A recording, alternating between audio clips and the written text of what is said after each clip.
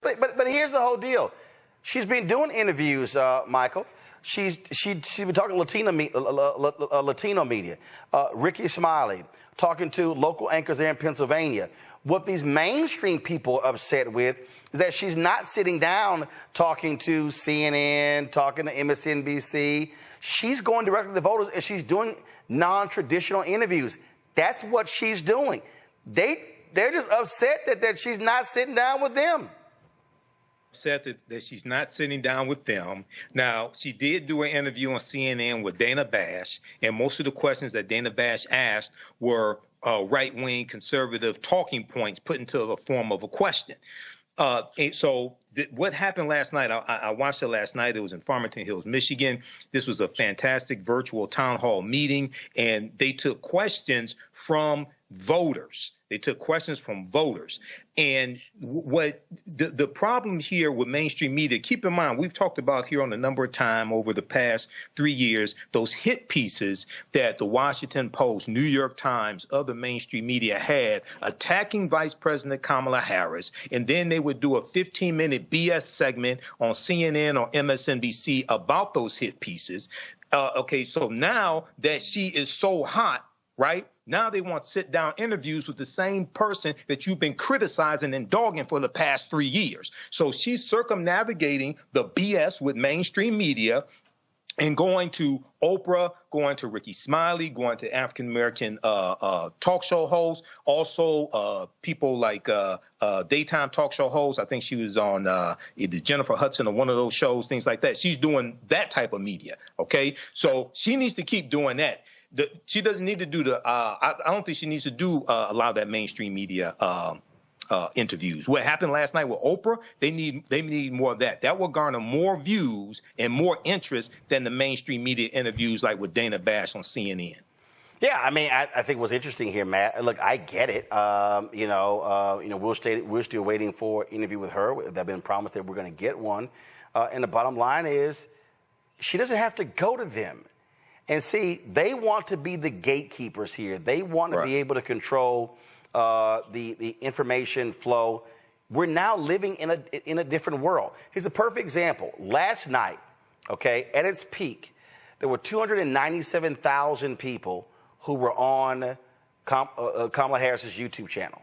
Okay, Oprah's YouTube channel had 100,000. There were about 20,000 that were on their Instagram pages. We had 10,000 watching on our page. Now, Facebook, I think Twitter had about 200-some-odd thousand. Facebook suppresses video content, news content, and definitely black news content. Oprah has 21 million followers on her Facebook page. There were only 1,700 people watching live on Facebook. Vice President Kamala Harris, her page, I think about 5.4 million, I think. They had about 4,700 people who were watching. We have 1.3 million on Facebook, only 230 watching. So Facebook is purposely suppressing content. The reality is they can go directly to the people. They don't have to sit down and talk to mainstream media. And the New York Times is still pissed they haven't gotten a one-on-one interview with President Joe Biden during his presidency. And so their deal is, you keep crapping on us, we ain't got to talk to you. Yeah, I mean, I often agree with Michael on this show, but I think he hit the nail on the head in talking about, the reticence I would have if I were on her team and if I were her to do mainstream media interviews after you've been, doing everything you can to knock me down since I've been the vice president, right? So it's a supply and demand thing. The demand is overwhelmingly high. Everybody wants to hear from you, so you control who you talk to. And not only do you control who you talk to, you control how you talk to them, the narrative, right? The stump speech and the points that you're delivering every time that you speak. So, if she had an issue getting coverage to voters, then it would make sense for her to go on mainstream media and capitulate to Jake Tapper and whomever else thinks they get to control how her campaign gets its narrative out. But she didn't have to do that because the entire world wants to hear from her right now, so she can control who she talks to. And especially at this point when you have, as her own campaign manager has termed it, a quote, margin of error race, I think they have to be strategic in what they say, when they say it, and how they say it, especially because Mr. Walz, to much of his credit, has unfortunately had to put his foot in his mouth many times over the years. And I think they're trying to control any potential potential damage that could come from situations where they're not completely in control. So I don't think they have any duty to do that, nor do I think they have a need, because the demand is so high, they control the supply. Not only that, when your strategy is working, it's working. So remember I told you when the Teamsters made their decision not to endorse because of this so-called straw poll showing 59% of their voters wanted Trump and only 34% wanted Vice President Kamala Harris. And then all of a sudden you had Teamsters in Pennsylvania and Michigan and Nevada and California and all around the country supporting Vice President Kamala Harris. Well, guess what? The Teamsters General President Emeritus, Jim Hoffa, released his own statement, and he is not happy. Quote, this week, the International Brotherhood of Teamsters Union made a choice to not endorse a candidate in the presidential race between Vice President Kamala Harris and former President Donald Trump. This is a critical error and, frankly, a failure of leadership by Sean O'Brien. This election is too important for our union to not do its duty. We must take a stand for working Americans. There's only one candidate in this race that has supported working families and unions throughout their career, and that is Vice President Kamala Harris. Kamala Harris has demonstrated an unwavering dedication to the principles that matter most to working families. Her advocacy for fair wages, workplace safety, and comprehensive labor reforms aligns with the core values of the labor movement. In my 23 years as General President of the Teamsters Union, I oversaw the endorsement process through 6 presidential races. In every case, we supported the candidate that demonstrated a proven track record of fighting for working Americans and unions. One of the greatest assets our union brings in the political arena is our ability to mobilize our membership and put boots on the ground to support pro-labor candidates. By the IBT choosing to not endorse Harris-Walz, the invaluable impact those grassroots efforts represent will be absent in critical battleground states. The simple fact is that by not endorsing the Harris-Walz ticket, the clear and correct choice for labor and working families, Sean O'Brien has undermined their campaign. With 48 days left until the election, the Teamsters Union had a chance to have a positive effect on the outcome of this election. Every major union has endorsed the Harris-Walz ticket. But instead of standing in solidarity with all of labor and helping Harris-Walz get over the finish line, the IBT has chosen to take a seat on the sidelines. And folks, that is a powerful letter. Now keep in mind, the Teamsters, they had endorsed President Barack Obama. But see, what you have these white men in the Teamsters who feel differently about Donald Trump. They like Donald Trump. They gravitate to him. But guess what? He's anti-union. He doesn't give a damn about them. It was Vice President Kamala Harris that cast the tie vote, that broke the tie. It provided billions to save pensions, including 600,000 Teamsters. You would think the folks who had their assets saved when it came to their pension would remember the person who actually did it. We also remember when Donald Trump was on with Elon Musk and he talked about, hey, fire workers who were striking. I'm sorry, do pension people not remember that? Do Teamsters people not remember that? See, folks, this is a perfect example of people who vote against their own economic interests. So they're supportive of Donald Trump. Oh, because they like him and they love his tough talk. Donald Trump is anti-labor. Donald Trump is anti-working class. And I remember I responded to this stupid tweet. Because if you want to know one of just the dumbest people out here, it's Megyn Kelly. It's Megyn Kelly. She's pretty dumb. She's dumb in that this is the same Megyn Kelly. If y'all want to see stupidity, I mean, this to me, I'm going to go to in a second. So if you want to understand stupidity and how the mind of these white conservatives work, is what Megyn Kelly actually tweeted. So last night she was whining and complaining about the Oprah Kamala Harris rally.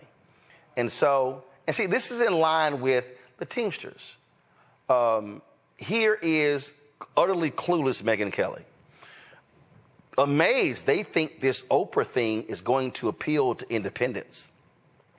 A bunch of super rich Hollywood celebs endorsing Harris, absolutely none of whom understands anything about the working class's suffering.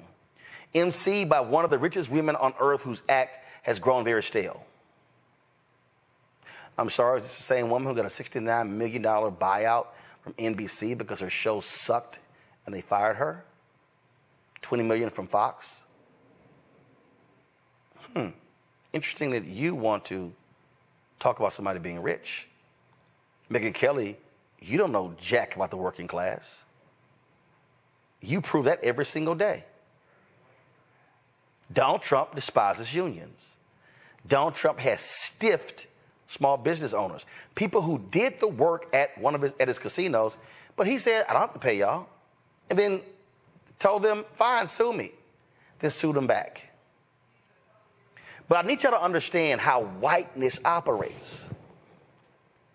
The Teamsters decision, and you see Hoffa criticizing it, and this nonsense from Megyn Kelly is a perfect example of how whiteness works. And how they don't understand the working class. Who save their pensions? Who has been called? Union people have said this administration is the most pro-union administration in decades. So how is it they don't understand the working class? Matt? I don't know. I wish I had something astute to say.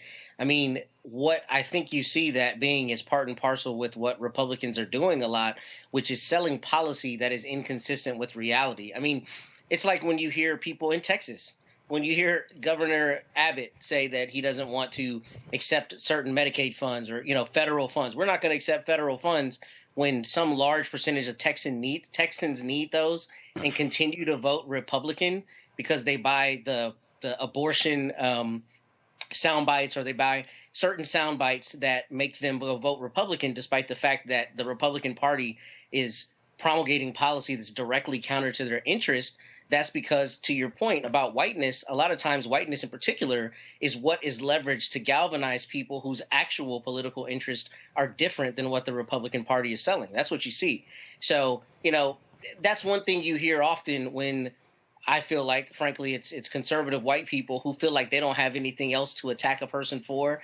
Then they try to flip it on its head and make them some kind of, oligarch. And there's a good argument that a lot of our government is oligarchy rather than democracy anyway. But it's just kind of the pot calling the kettle black, especially when you're already rich. So this is all rhetoric and this is sound bites. And these kinds of things are used to galvanize a base of people, unfortunately, who are not discerning enough to realize that the policies that this party is promulgating are not policies that benefit them.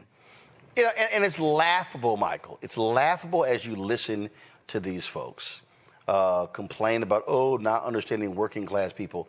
They do. They understand them. But the right wingers, they have lied to people and convinced them that, no, we have your best interest at heart. No, you have the best interest. You're the best interest of the bosses. You're the best interest of the companies. That's who you have. That's what you're talking about. In fact, this is one of the workers speaking right now in Madison, Wisconsin, at the Vice President Kamala Harris rally. Let's go live there. Kamala Harris to be our next president of the United States.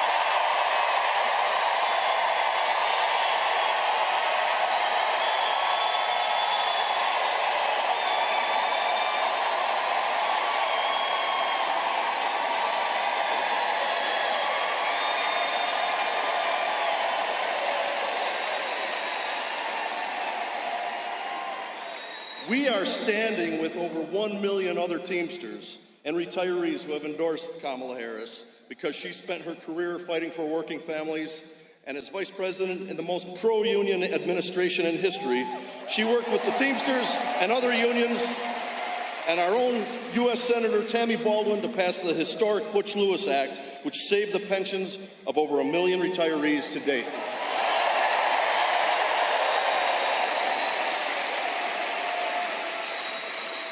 Vice President Harris has created millions of good-paying jobs through the administration's historic investments in infrastructure and bringing manufacturing back to the United States, and she knows there's more work to do. All right, folks, having an issue there. We're going to go back live to that rally in Wisconsin, so let me go ahead and get that all queued up for you there. And you see what the campaign is doing. They're very quickly pivoting to these workers, showing you exactly, showing you what they're doing. Okay, let's actually go. All right, guys, y'all got it? Let's go. Workers. Trump's Project 2025 agenda would go even further, attacking the abilities for unions to organize. The bottom line, Trump is a scab.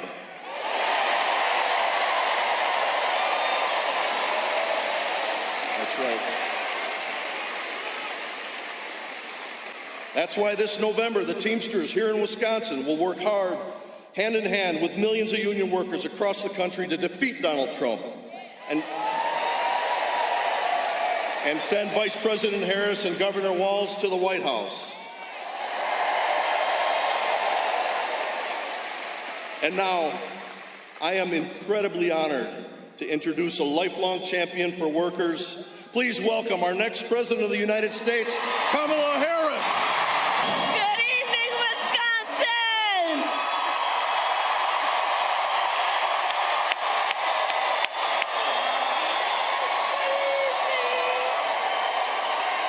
And it's great to be back in Madison!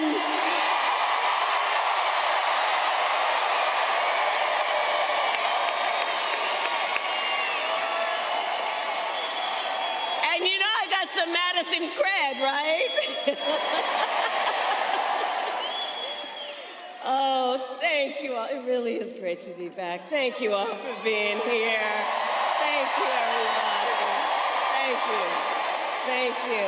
And can we please thank Bill for fighting every day for the working people of America? And to everyone at Teamsters Joint Council 39, I am so honored and grateful for your endorsement. I will work so closely with you as we always have, and we will win. And we will win. And we will win.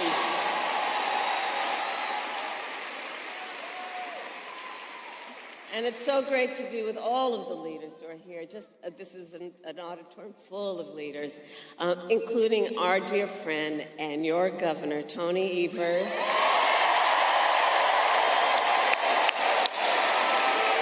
Senator Tammy Baldwin, who you will re-elect to the United States Senate. Representative Pocan. Mayor Rhodes Conway. And I have to give a special thanks to the mayor because the last time I was in Madison, we went to the house where I lived when I was 5 years old, here in Madison. So many of you know, and my sister Maya's here, so our parents taught at the University of Wisconsin-Madison, and so we lived here for a period of time. So every time I land, the governor says, "Welcome home." So thank you all to all the leaders who are here, elected leaders and community leaders and just neighborhood leaders, family leaders, all that you are. Thank you. So here we are. All right, we got work to do. 46 days until the election. 46 days until the election. And what we know, this is going to be a tight race until the very end. So let's not pay too much attention to the polls, because let's be clear, we are the underdog in this race, and we have some hard work ahead of us. But here's the thing, we like hard work. We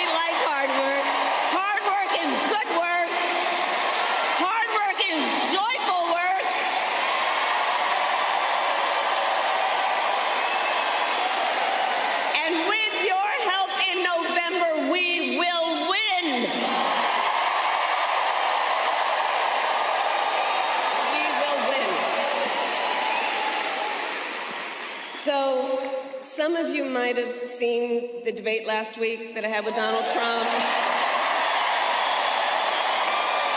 It was fun.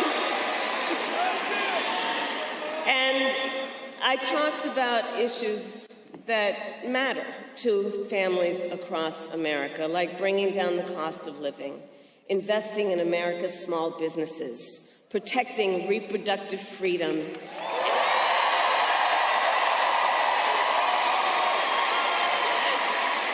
and keeping our nation safe and secure. But that is not what we heard from Donald Trump.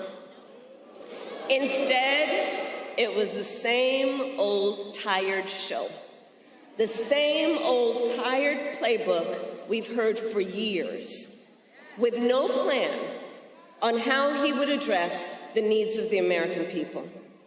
Well, folks, it's time to turn the page. Time to turn the page. And America is ready to chart a new way forward. We are ready. We are ready. We are ready for a new generation of leadership that is optimistic about what we can do together.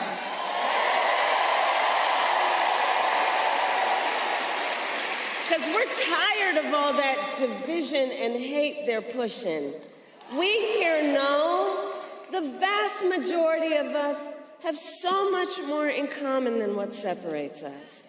And that's what our campaign is about.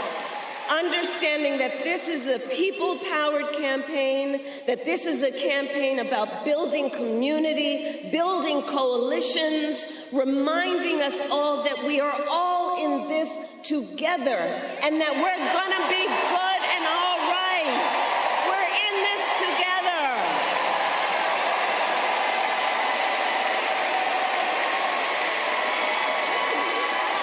Which is why Democrats, Republicans, and Independents are supporting our campaign. Because they want a president, we want a president who works for all the American people. And I promise you that is the kind of president I will be. I promise that.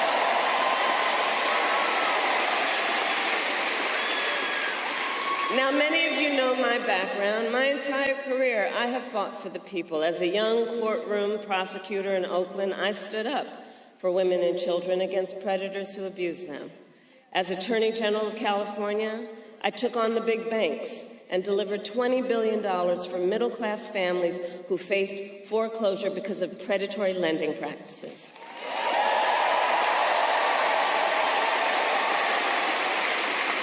I stood up for veterans and students who were being scammed by the big for-profit colleges, and for workers who were being cheated out of the wages they were due, and for seniors facing elder abuse.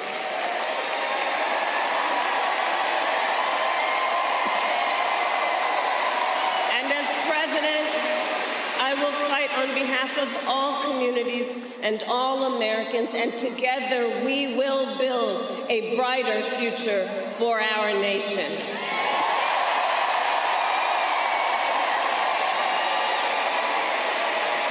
Together, we will build a future where we build what I call an opportunity economy, so every American has the opportunity to own a home, to build wealth, to start a small business.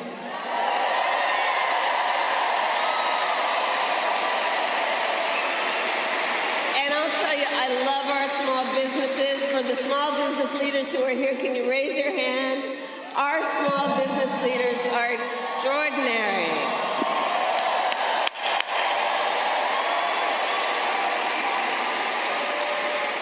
So, you know, growing up, before our mother could afford to buy a house, we lived in an apartment above a child care center.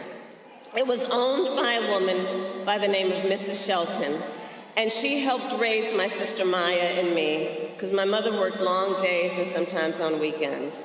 We called Miss Shelton our second mother, and she was a small business owner. So from childhood, I have known the character and work ethic of our small business owners. And I know small business owners are the backbone of America's economy.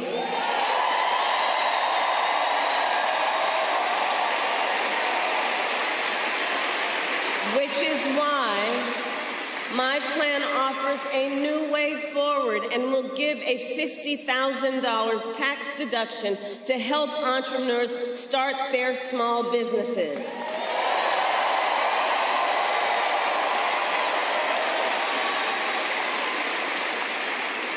I also know we need to build more housing in America. You know, my mother saved up for years, and when I was a teenager, she was finally able to buy her first home. I know what that dream is like. I know what it is like for people to work hard and to save up and have a dream that is about the dignity of their work and an investment in their future, the future of their family, an investment in the pride they so rightly deserve because of their hard work.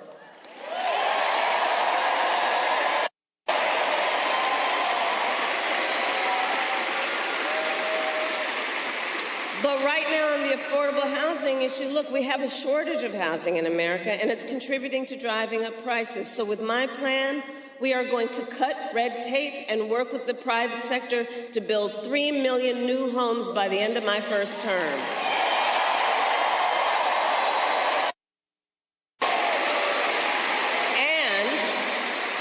And provide first-time home buyers with $25,000 in down payment assistance so they can just get their foot in the door.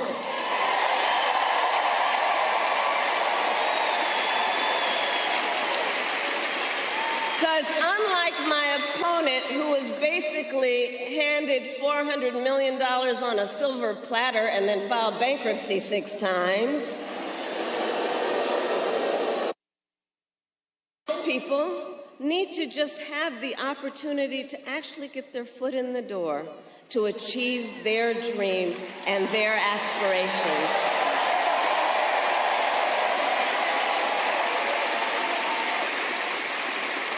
We also need to lower the cost of living, because while our economy is doing well by many measures, prices for everyday necessities like groceries are still too high. You know it and I know it. I plan to lower costs on everything ranging from health care to groceries, including taking on corporate price gouging.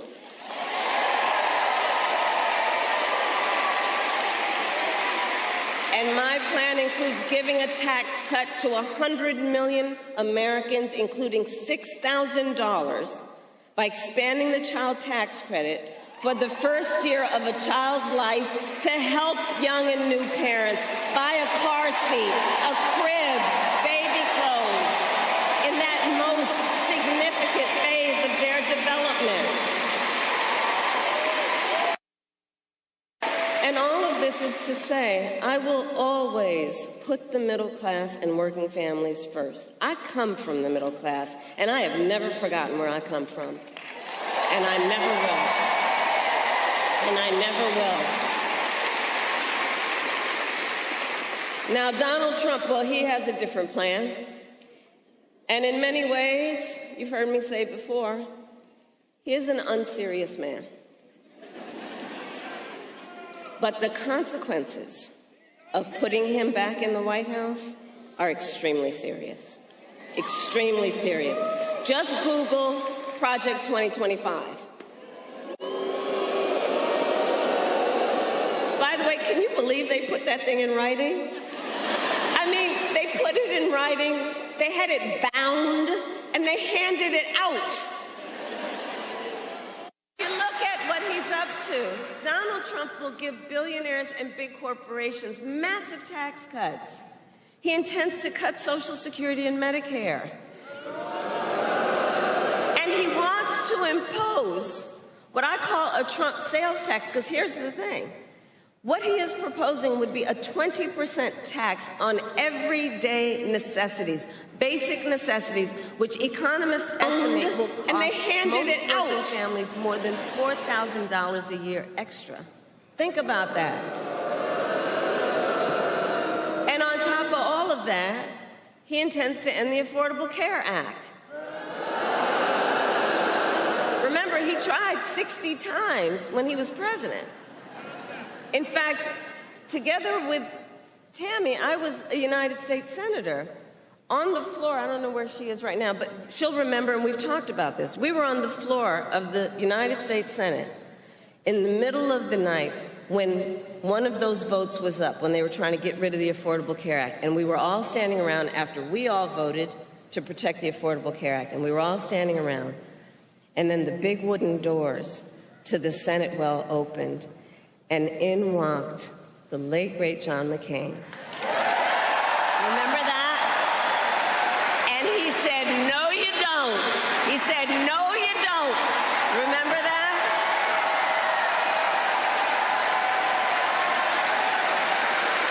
But we were up against those kinds of attacks when he was president last time, and as he said in the debate, he intends to replace it, but has no plan. In fact, he has, quote, concepts of a plan. No actual plan, concepts. So, aside from that being laughable, it's very serious, because he's basically saying he would threaten the health insurance of 45 million people in our country based on a concept. And take us back. Remember those days when insurance companies could deny people with pre-existing conditions? Remember what that was like? Well, brother, we are not going back. We are not going back. We are not going back. We will not go back.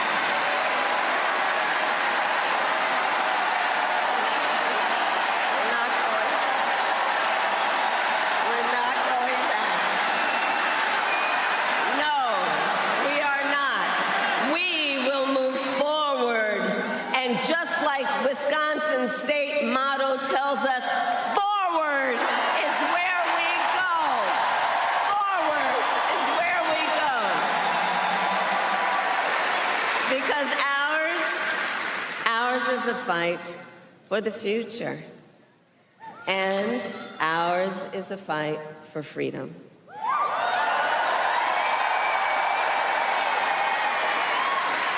Like the fundamental freedom of a woman to make decisions about her own body and not have her government telling her what to do.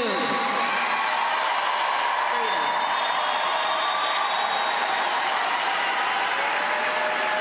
And we remember how we got here. Donald Trump handpicked 3 members of the United States Supreme Court with the intention that they would undo the protections of Roe v. Wade.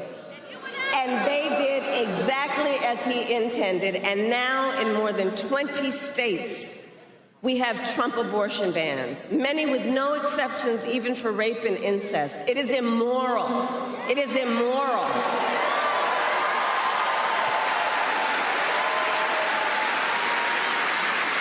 And let us agree, one does not have to abandon their faith or deeply held beliefs to agree the government should not be telling her what to do. Not the government. Not the government.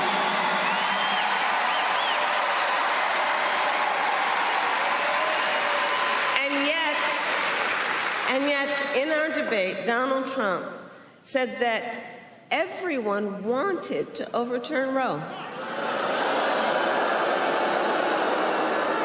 I have talked with folks who are here. I have talked with women around our country and the people who love them. Women are being denied care during miscarriages. Some only being treated once they develop sepsis. They didn't want this. And we know that women have died because of Trump abortion bans. I was with a mother and the 2 sisters of a woman who died because of Trump abortion bans just last night. You know, and her mother said the worst thing among the pain that she is experiencing is when she heard and reflects on what she was told, that it was preventable. Preventable. And you know, when that decision came down just over 2 years ago, we predicted this would happen. And it's preventable. You know, the young woman, she was a vibrant 28-year-old young woman with a mother of a 6-year-old son. Her name, Amber Nicole Thurman, who I promised her mother I will say her name every time. I will say her name every time.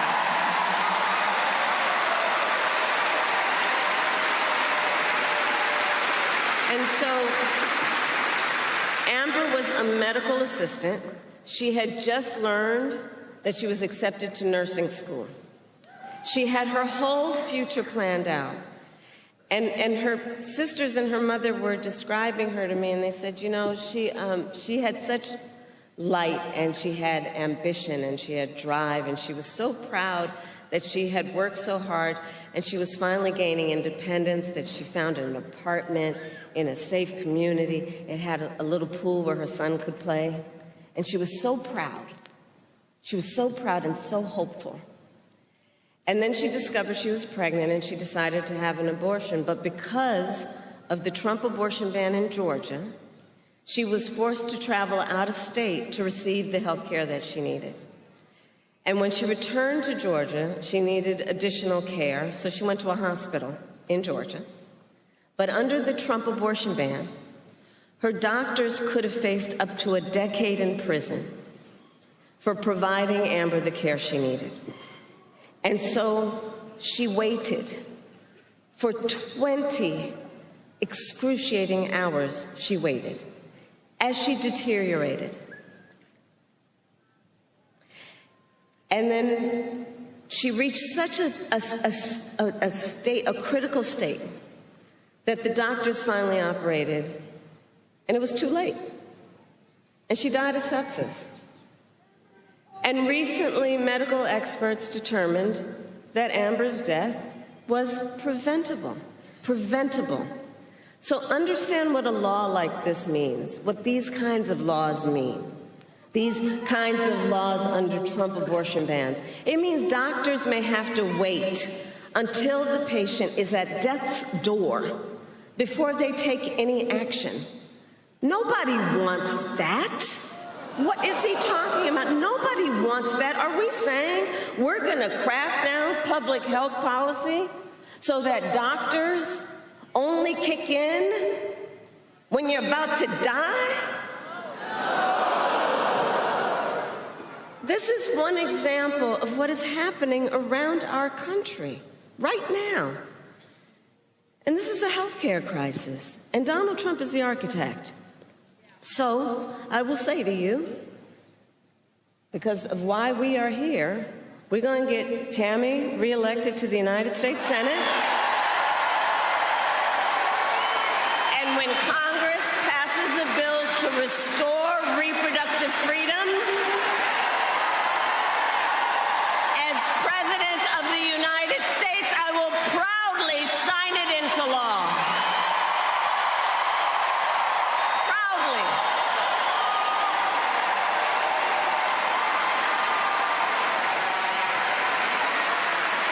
And across our nation, we are witnessing a full-on assault on other hard-fought, hard-won fundamental rights and freedoms, like the freedom to vote, the freedom to be safe from gun violence, the freedom to join a union,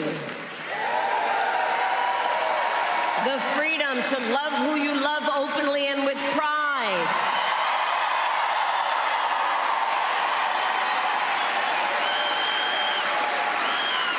So we know what we are up against.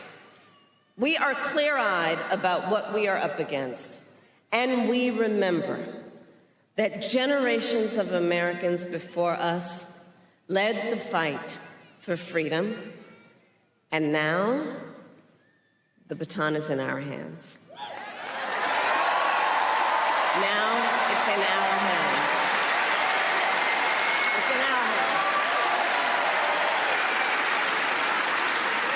And so much is on the line in this election. And this is not 2016 or 2020.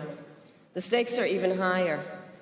Because remember, 2 months ago, the United States Supreme Court basically told the former president that he will effectively be immune no matter what he does in the White House. But think about that. Think about what that means. So before, at least, there was some threat of consequence. And now the court has made this decision. Think about that. Just imagine Donald Trump with no guardrails. He who has vowed to be a dictator on day one. He who has called for, quote, the termination of the Constitution of the United States of America. And let us be very clear. Someone who suggests we should terminate the Constitution of the United States should never again stand behind the seal of the President of the United States.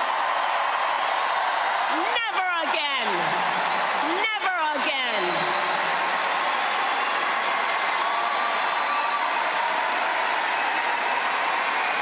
Never again.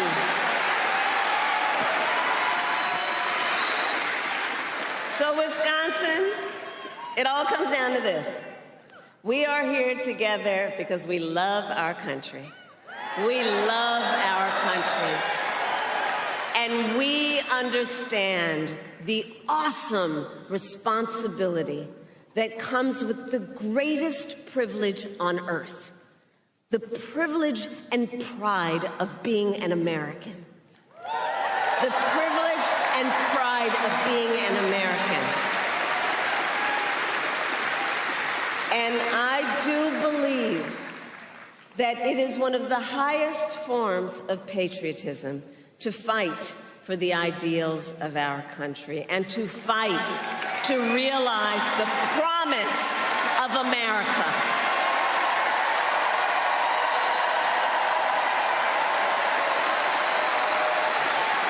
So, Madison, Election Day, yes, in 46 days, and early voting has already started in some states. Early voting in Wisconsin starts in just 32 days. And in fact, many of you may have already received your mail-in ballots. Check this out. In-person early voting begins in Virginia and Minnesota today. Today. And don't we love Tim Walz?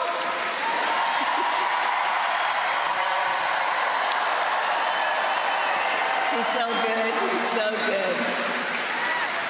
So all that to say, the election is basically here. It's basically here, and we have work to do. To energize, to organize, and to mobilize, and to remind everyone, your vote is your voice, and your voice is your power, and never let anyone take your power from you.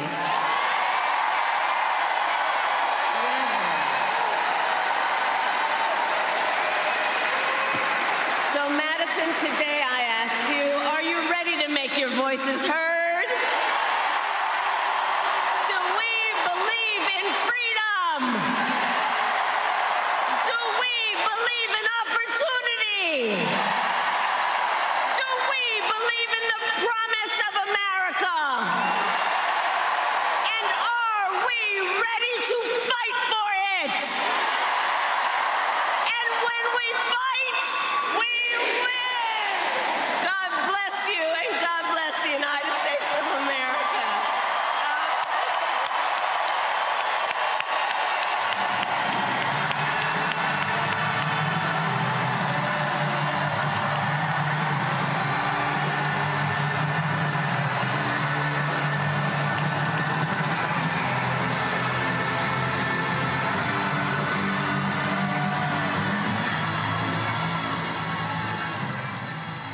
folks, massive crowd there for Vice President Kamala Harris in Madison, Wisconsin. Wisconsin is a critical state. When you look at polling data right now, it shows that she's up anywhere from 1 to 2 points there in Wisconsin. And again, Wisconsin, Michigan, Pennsylvania, critical states for the campaign. Of course, they also are looking at Arizona, Nevada, North Carolina, Georgia.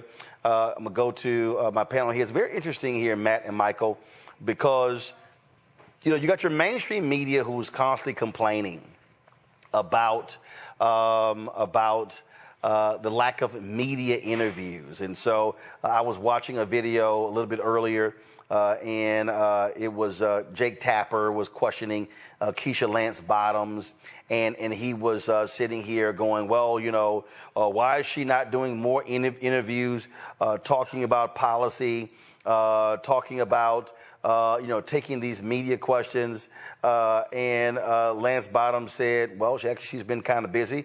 She talked about the rallies and things along those lines.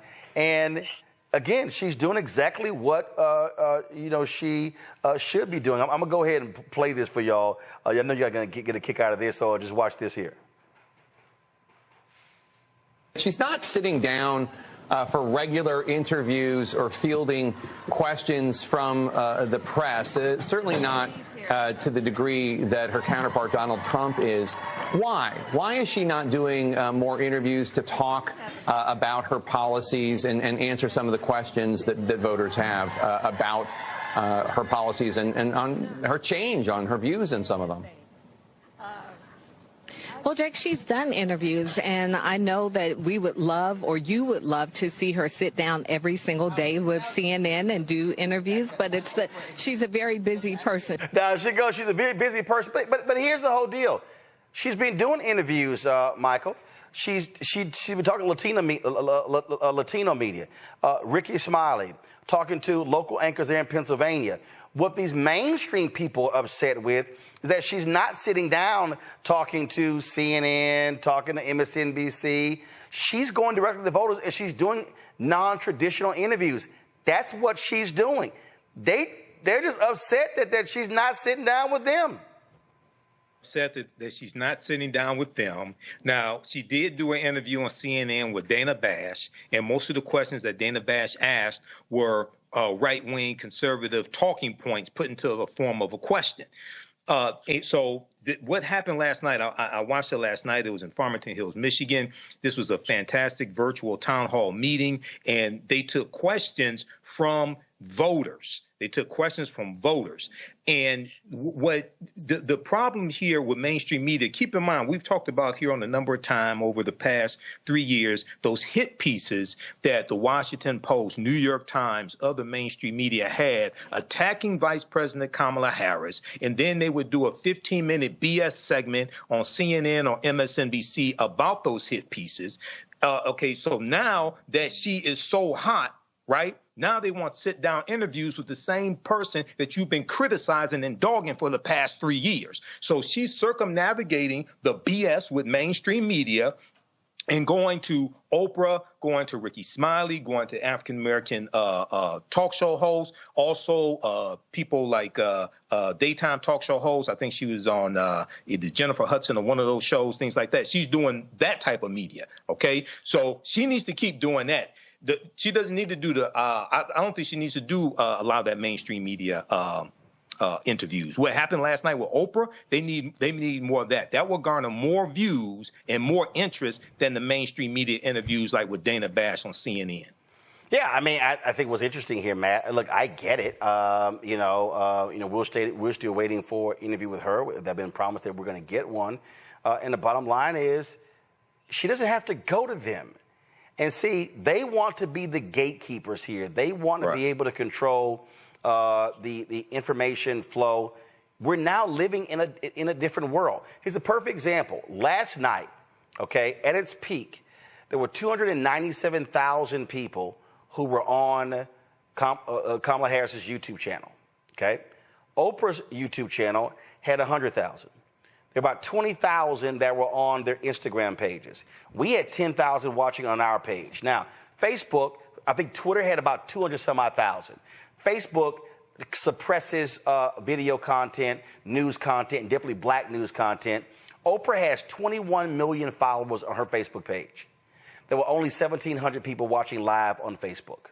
Vice President Kamala Harris, her page, I think about 5.4 million, I think. They had about 4,700 people who were watching. We have 1.3 million on Facebook, only 230 watching. So Facebook is purposely suppressing content. The reality is they can go directly to the people. They don't have to sit down and talk to mainstream media.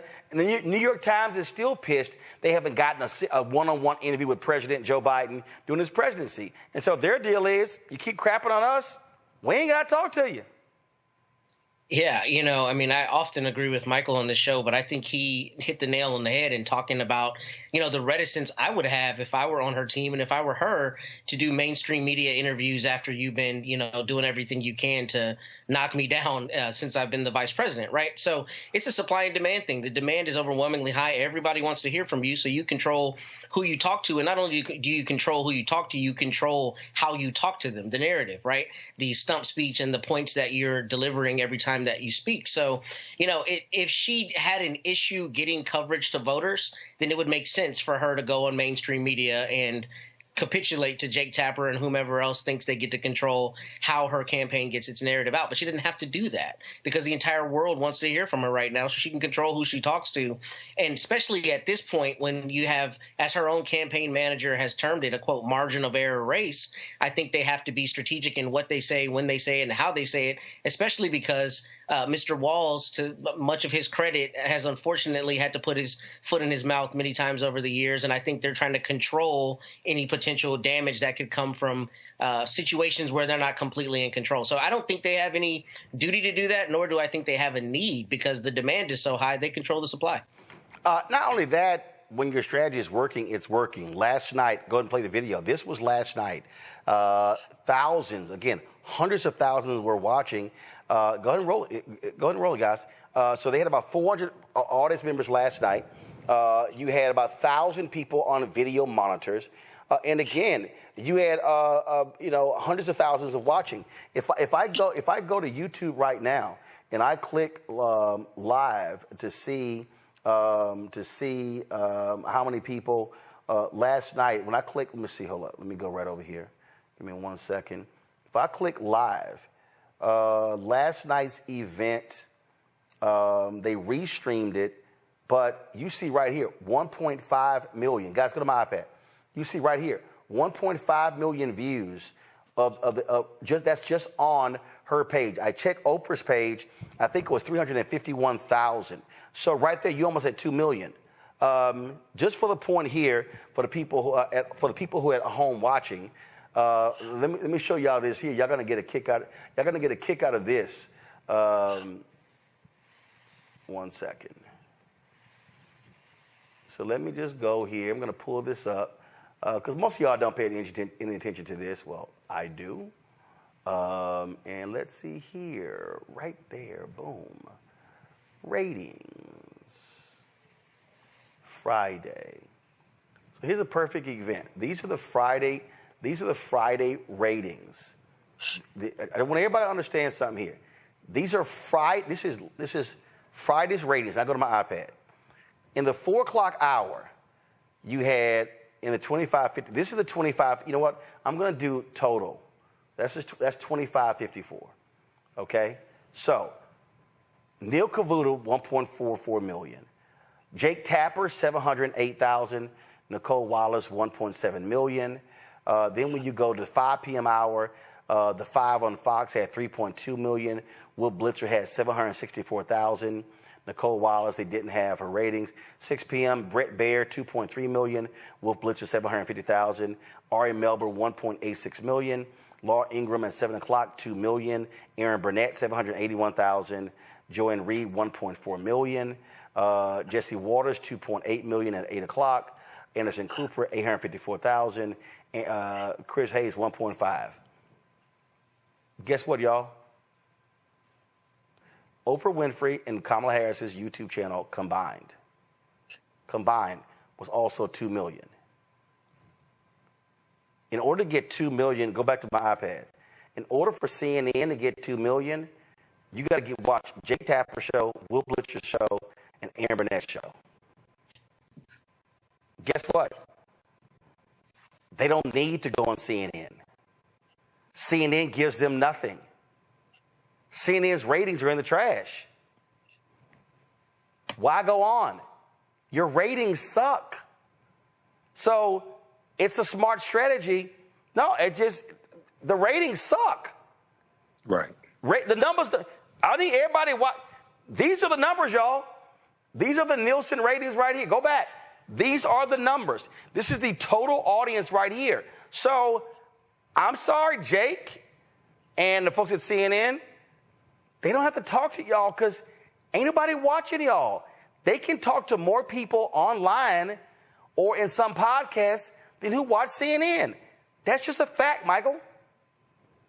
Absolutely. The cheese has moved, so this is a new day. And, one of the things that just to take this back just a few months ago when all the frenzy was the interview that Shannon Sharpe did with Cat Williams.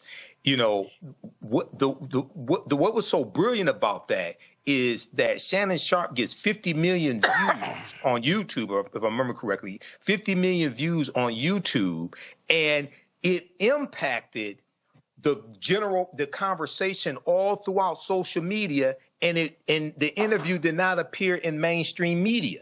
This is a new day when we have more control over content and reaching the end user and can bypass mainstream media. Well, in fact, the interview did 75 million. Well, I know at one point, I'm just saying, I heard the announcement when it broke 50 million. Yes, right, but I'm saying on the page right now, go to my iPad. Yes. It's right here. It did 75 million. And in fact, again, I'm just going to pull up, because I was looking at this the other day. So you take, to your point, so here's a perfect example. Shannon did an interview. He's done an interview with Ronnie Coleman. Mr. Olympia. Yeah, Mr. Olympia. Ronnie Coleman. Mm-hmm. Now her 16,000 views in 2 days. If you go to Marlon Wayans, now they got all these different clips, but the Marlon Wayans interview, 6.9 million. 6.9 million. Y'all, let me say this again. This is no lie. And again, I'm not trying to sit here. So the Marlon's Wayans interview has generated 6.9 million views in 2 weeks. Do y'all know how long it would literally take Jake Tapper's show about a real damn long time to get the 7 million views collected? Matt, numbers are numbers. If you're from a political standpoint, I'm not speaking from a media standpoint. From a political standpoint, if I'm them, I'm not changing my strategy at all. It's working. Yeah, and not only is it about ratings, because you're exactly right on the numbers, but it's about risk. Why would you change your strategy and then put yourself in a circumstance where you don't control 100% the narrative? And here's the thing, back in the day before social media, the only channels by which you could get things out, at least on a mass scale, would be mainstream media. So if you refuse to talk to CBS or Cronkite, whoever 40 years ago, that could have a measurable effect on how much your message gets out.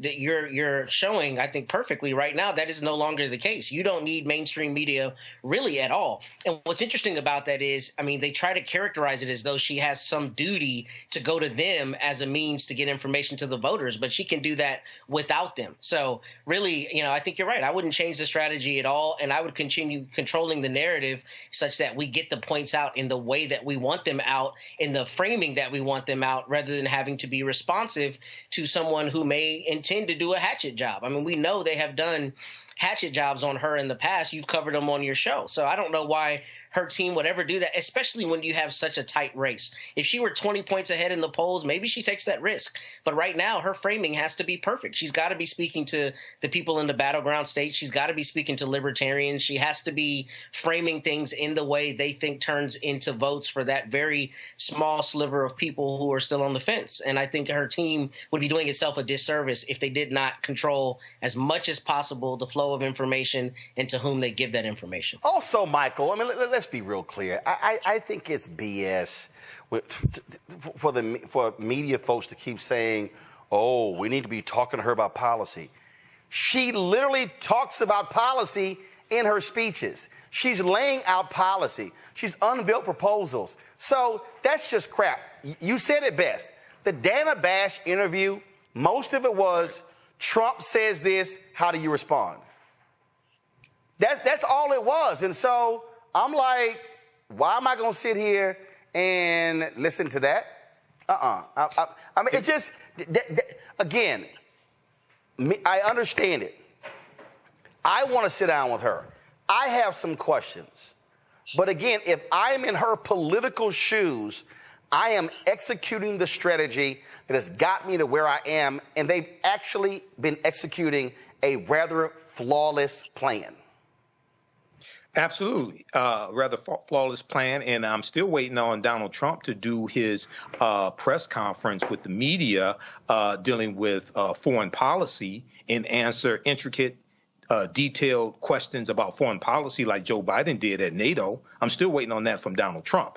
But yeah, the Harris-Walz campaign needs to keep doing what they're doing. And they're taking questions like that virtual town hall last night. They're taking questions from real voters, from real people about their concerns. A lot of these questions, and remember, Joe Biden did Lester Holt. He did an interview with Lester Holt, NBC Nightly News, and George Stephanopoulos. I'm still waiting on Donald Trump to do CBS, NBC, ABC. He's not going to be George Stephanopoulos because of the defamation lawsuit, but somebody else on ABC News. I'm still waiting for that sit-down interview. I'm not going to hold my breath on that one. So, yeah, they need to continue, but hopefully we get the interview soon, Roland Martin Unfiltered as well. That's going to be excellent. But this is fantastic what they're doing, and this shows how it puts the power, puts a lot of power in the hands of people to be able to get this on social media. So many people are cutting the cord when it comes to cable TV and don't have cable TV, and they're getting all their information on YouTube, social media, apps, things like this. So they can get this type of information. And yes, she is discussing policy, and she has her policies laid out at KamalaHarris.com as well, at her website. So all these people saying, well, she doesn't have policies, she doesn't have policies. You can go to her website and read her policies, and then compare that to Agenda 47 from Donald Trump. Here's the deal, though. Okay, I'm not even. And here's the thing. 2016, how many policies did Hillary Clinton lay out? She laid out tons of policies. 36. That's not what was happening. And at the end of the day, again, I know what media is doing. I get it. But frankly, if I'm them, I'm simply saying she's doing interviews. She's just not sitting down with y'all. That's what the deal is. Here's a little bit more of what was said last night in the virtual voter rally between Oprah Winfrey and Vice President Kamala Harris. That's the rally, folks. I don't want the rally. I meant from last night. Mr. CJ and Andrika are here, and they wanted to be here tonight to speak out for the first time. Ms. Shanette, what do you want us to know about Amber's story? Initially, I did not want the public to know my pain. I wanted to go through in silence, but I realized that it was selfish. I want y'all to know Amber was not a statistic. She was loved by a family, a strong family, and we would have done whatever to get my baby, our baby, the help that she needed. When ProPublica came to my home, I pushed them away. No. But Kavithia, she was persistent. She said, it was something that you needed to know. You have to hear me. Women around the world, people around the world need to know that this was prevented. That, of course, is the black woman who died in Georgia. The vice president referenced her in Madison, Wisconsin, and Atlanta. That is a powerful story, and Republicans, it's got them on their heels, Michael. Absolutely, and it should have them on their heels because they are responsible for this. They have blood on their hands, figuratively speaking, not literally. And Donald Trump took credit for overturning Roe versus Wade, and this is an example of how elections have consequences once again. There's 3 Supreme Court justices, and the other part to this is even though this is women's reproductive rights impact men as well. And what I mean is when you have a woman like Amber Thurman who dies, that impacts the men in the family also. So a lot of times this gets painted as just a women's issue. No, it's not. It impacts both sides of the family, the man's side of the family, the woman's side of the family. It impacts uncles, cousins, male cousins, things of this nature. So I think that there needs to be another voice added to this conversation, is amplify the men who are supporting women's reproductive rights and how deaths like this, in vitro fertilization, et cetera, impacts the men as well.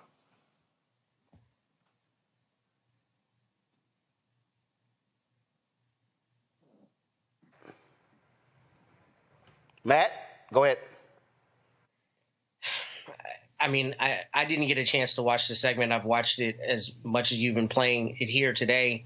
And you know what I was thinking about earlier during the rally that I'm really interested in seeing if anybody's done any polling on is libertarians and their response in this election. And maybe you've seen it, maybe you have numbers on it, but it really struck me that the refrain she was using about freedom, especially in the context of reproductive freedom, seems to me to be something that would really resonate pretty strongly with anybody who is a libertarian, who identifies that way, or who is, I guess, freedom-minded beyond being a part of one of the 2 major parties, to the extent that, you know, that's the thing that has not made sense to me about this particular aspect of healthcare policy.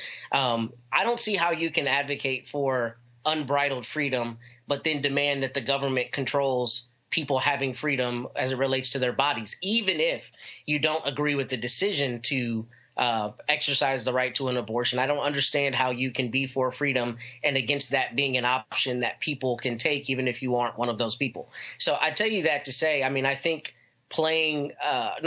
speaking to that issue is important. However, I think they have an opportunity to really make some big points as it relates to overall health care. She kind of spoke to that a little bit in the rally, but I think that is something that resonates even larger than the abortion issue, because for a lot of people, I think the abortion issue is open and shut at this point. But I think most Americans across the political spectrums have concerns about health care costs, and I think there's a real opportunity for them to hit that harder. Here's the whole deal. The issue is not folks' minds are made up when it comes to reproductive rights. This is now about driving turnout. That's why you still seeing them do it. So this is about a turnout conversation. Is that about changing somebody's mind, somebody's undecided? It's about actually driving the numbers out on the particular issues. Matt, Michael, I appreciate it. Thank you so very much for everything. Visit our website, AfricanHistoryNetwork.com, AfricanHistoryNetwork.com. You can register for the online history classes that I teach. We deal with thousands of years of history. I teach 2 online history classes, Saturdays 4 p.m. to 6 p.m. and Sundays 4 p.m. to 6 p.m. Saturdays is Ancient Kemet, the Moors, and the Ma'afa, understanding the transatlantic slave trade, what they didn't teach you in school. And then on Sundays, Black resistance movements, from Christopher Columbus to the Haitian Revolution and the Black Power movement, 1492 to 1968. So we have classes coming up this weekend. Classes on sale, $80. We do the sessions live. All the sessions are archived and recorded. You can go back and watch it any time. We have a bundle pack of courses. You can register for both classes also. I do a PowerPoint presentation with book references, articles, video clips. Even after the course is over with, you still have access to the full class. You can go back and watch it anytime. And then Ancient Kemet, the Moors, and the Ma'afa, Understanding Transatlantic Slave Trade. That meets this weekend also. You can we have the course outline here that you can download as well. So it gives you a lesson plan for each class session. There's about 100 articles that we reference. The first class is about 200 slides, 15 books that we reference. You don't have to buy any of the books to follow along in class. Click right here to download the lesson plan also, okay? I show you it's a very visual class, so I show you the excerpts of the books right on the screen, all right? Okay, so the content is PG-13. You can use this with your children as well. I don't do a lot of cursing. It's not overly vulgar or anything like that.